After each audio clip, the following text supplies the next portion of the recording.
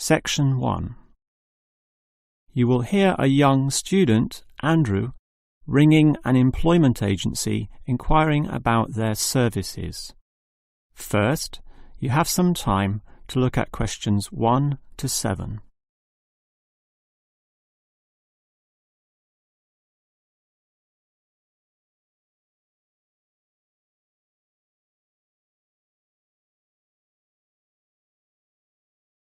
You will see that there is an example that has been done for you. On this occasion only, the conversation relating to this will be played first. Hello, is this the AAA employment agency? Yes. Hi, I rang before. My name's Andrew Peterson. I rang you earlier and gave you my personal details. The student's name is Andrew Peterson, so Peterson has been written in the space. Now we shall begin. You should answer the questions as you listen, because you will not hear the recording a second time. Now listen carefully and answer questions 1 to 7.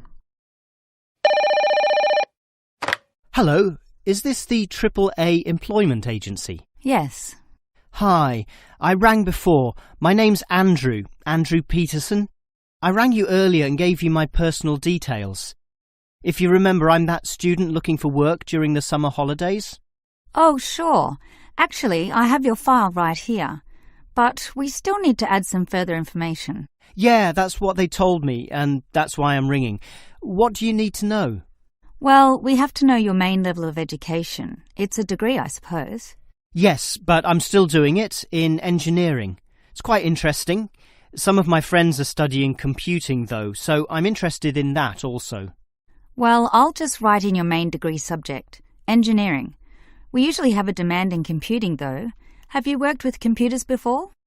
No, I just do some programming for fun at the university, but I almost got a job as a computer designer once. Actually, the only job I've ever had was as a car salesman, believe it or not. Well, at least you've had experience dealing with customers. What about hobbies, though? Sometimes they can help develop useful skills. In my free time I don't do much, mostly study. I play chess occasionally at the university chess club. That's right next to the tennis courts, but I'm not interested in that. Chess helps develop analytical skills, so I'll put that down. Of course, it's your main skills that employers want to know about. What would you say they are? Well, I'm in my 3rd year now, studying electrical machines and generating systems, but I'd say electronics is my best skill, much better than, say, my machine skills, which aren't so good, actually.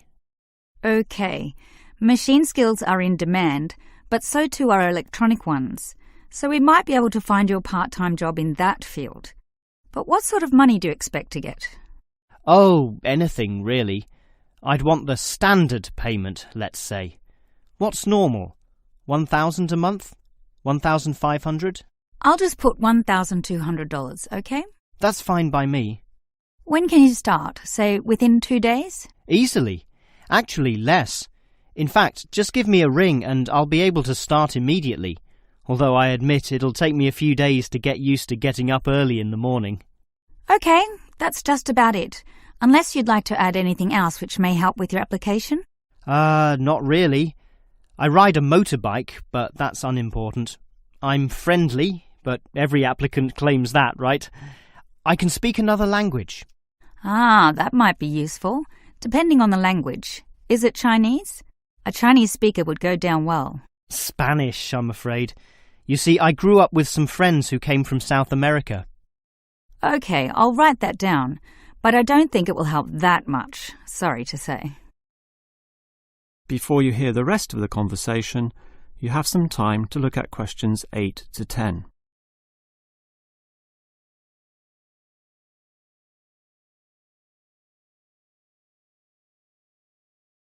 Now listen and answer questions 8 to 10. Well, thanks for your help, and hopefully I'll get a job soon. But can I just ask one more question? Sure.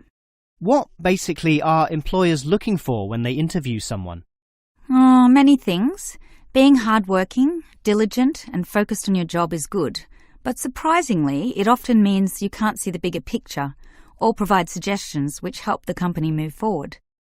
That requires thinking for yourself, outside the box, as they say, and being free of the standard ways of approaching tasks.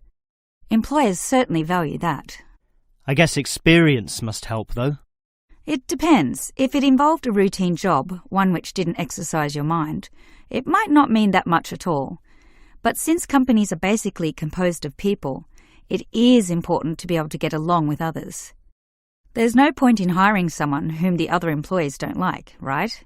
That just causes problems. In fact, I would say that being friendly and approachable ranks far more highly than your academic qualifications. OK, and that's all assessed at the interview, right? Yes, and your qualifications, experience, and approach to the job, such as whether you can do different things, work overtime, or do long hours, is needed. But those latter qualities are pretty much standard. What may be more important is based on the fact that things inevitably go wrong. Mistakes are made, and someone's got to fix them in a way that creates the least disturbance. People with demonstrated abilities to do this are certainly regarded highly. I see. That's very interesting. That is the end of section 1. You now have half a minute to check your answers.